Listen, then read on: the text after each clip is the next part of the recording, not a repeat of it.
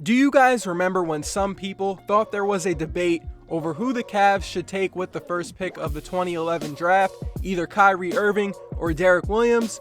Well, 6 years later, Derrick is out of the league and did not make an impact that people thought he would make. So what happened? As always, if you have not subscribed, subscribe to keep up with the NBA videos I'll be dropping throughout the year, and let's talk about Derrick Williams' NBA career.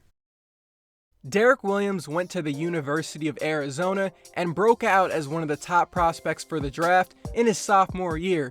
He won Pac-10 Player of the Year and had a huge NCAA tournament performance. He was an explosive athlete at the forward spot that could rebound and get easy points in the paint. Williams averaged 20 points, 8 rebounds, and shot 60% from the field during his sophomore year. He even shot 57% at the three-point line that year. He was 6'8", 240 pounds, and was looked at as a versatile wing that would be able to score, rebound, stretch the floor, and play both forward spots. Going into the draft, Derrick Williams did not work out for teams at the NBA Combine and said that whoever picks him will soon find out that he is not a power forward. He is a small forward. So Minnesota drafted Derrick with the second pick, and they already had a few guys besides him that were trying to get minutes at both forward positions. He had to play behind Kevin Love, but they also had Michael Beasley, Anthony Tolliver, Andre Karolinko, Dante Cunningham, and Wesley Johnson on the team in the 2 years he was there.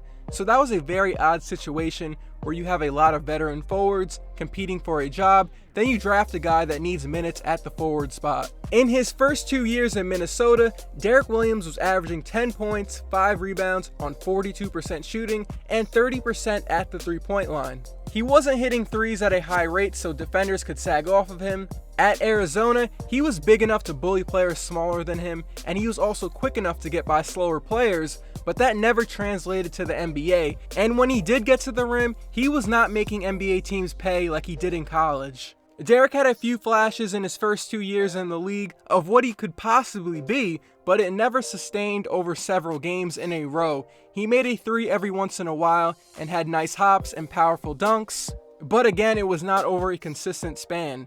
Not to mention his effort on defense was also inconsistent. I talked about him being hard to play on offense because he could not hit threes or punish teams in the paint, but his size was an issue on defense because he was not fast enough to guard small forwards and couldn't handle bigger power forwards in the paint. Derrick Williams in Minnesota clearly was not working out, and they began to call teams to see if they wanted to trade for him.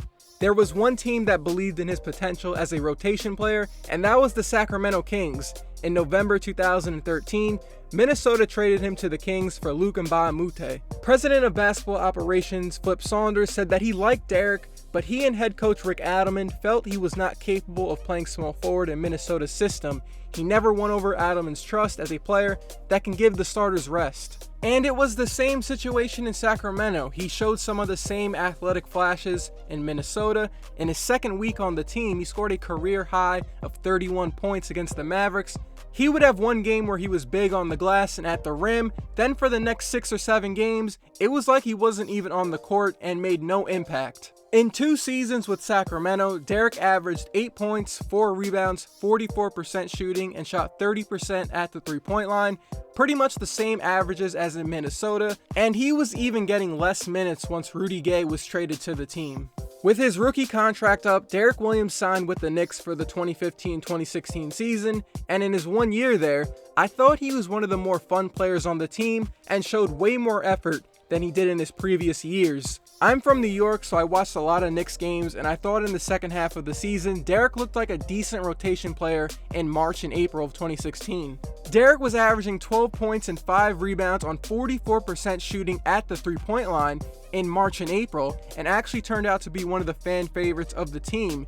People really liked when he played with effort on the glass, and he had some highlight-worthy dunks in the half-court setting and in transition. Not to mention it was also the most efficient season of his career in true shooting percentage. In the 2016 offseason, he signed with the Miami Heat and was starting for a little while Justice Winslow was injured.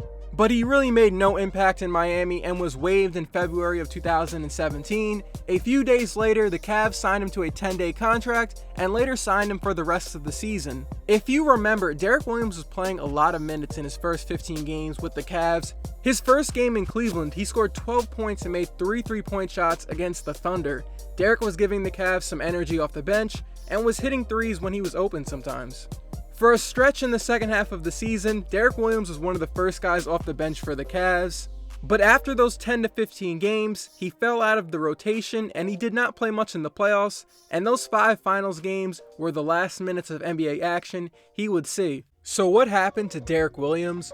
Well, let's just say if he was drafted in 2017, he would have been moved to power forward immediately. He's just not skilled or fast enough to play the 3, and in some cases, he wasn't big enough to play power forward. Derrick was very athletic but never made a huge impact at the rim like he was projected to as a top 3 draft pick. He never put up 3-point shooting numbers over a season like he did in college, wasn't much of a playmaker, and again, his effort on defense was questionable. Besides a few flashes, there just wasn't one thing he excelled at in a half-court setting that made him a player you had to have on the court for an extended period of time. To be fair to Derrick though, he didn't play for the greatest teams in his early years. The Timberwolves didn't really need him because they had Kevin Love and a bunch of other forwards, and the Kings aren't exactly a great team to play for. I think if he was on a team earlier in his career that was smart enough to recognize that he should be playing power forward and can get consistent effort out of him, he might have been a different player.